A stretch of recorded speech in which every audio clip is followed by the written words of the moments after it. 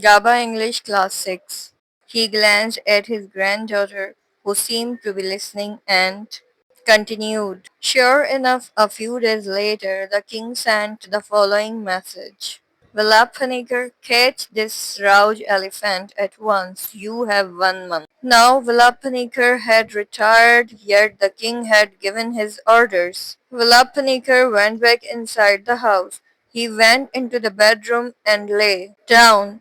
He felt weak. He remembered how the elephant had smashed that tree and how his confidence had fallen away from him at the sight. Aryathai came and sat beside him. She had never seen Villapaniker that worried.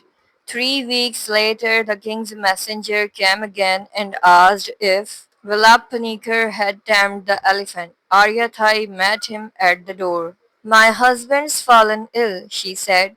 Please find someone else to catch this elephant. But the messenger wouldn't listen. He shook his head and repeated the king's orders. Aryathai went over to Vilapanikar, who was laying sick in bed. She was worried that he might be dying. She realized something had to be done. I'll try to catch this elephant, she thought. So, after dusk, she went to the shed and took the rope and put it over her shoulder. Then she went quietly out of the front gate. The grandfather stood up and stretched his legs and pointed down the road with a half eaten mango in his hand. It was just a sandy cart road in those days, but it went deep into the jungle. It was here on this very same road that Aryathai walked along. Aryathai wasn't as afraid of the darkness as she thought she'd be, and there was a strange peacefulness to the forest around her. Soon she came to a small pond and stepped off the road to sit there and rest. There were hoofprints of deer and water buffalo, which had come to drink, and among them were enormous round elephant footprints pressed deep into the muddy slope. She was sure that the elephant would come back at night to drink.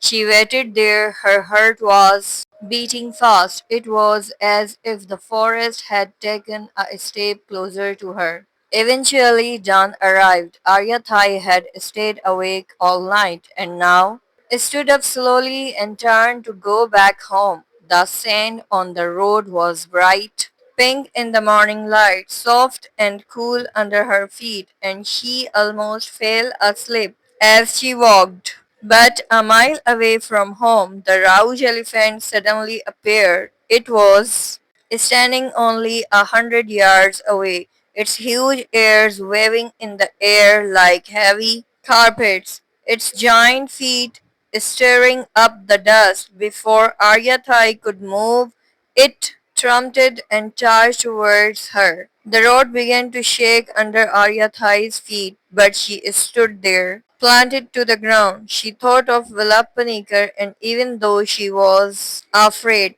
she still couldn't move. She felt she had nowhere to run, and she could only stare at the terrible image of this charging elephant. Aryathai didn't move even when the elephant was only 50 feet away.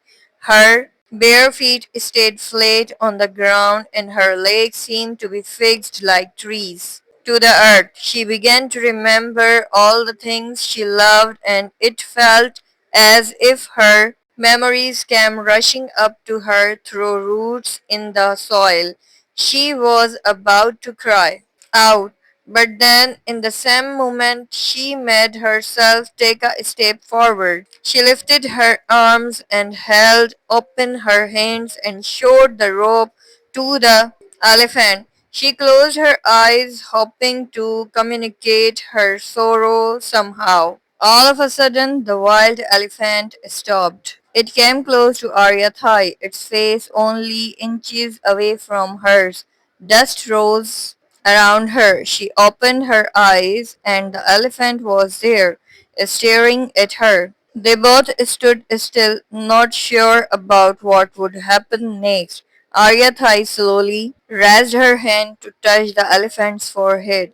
It turned away from her and walked up the road to a low hill where a palmyra tree stood.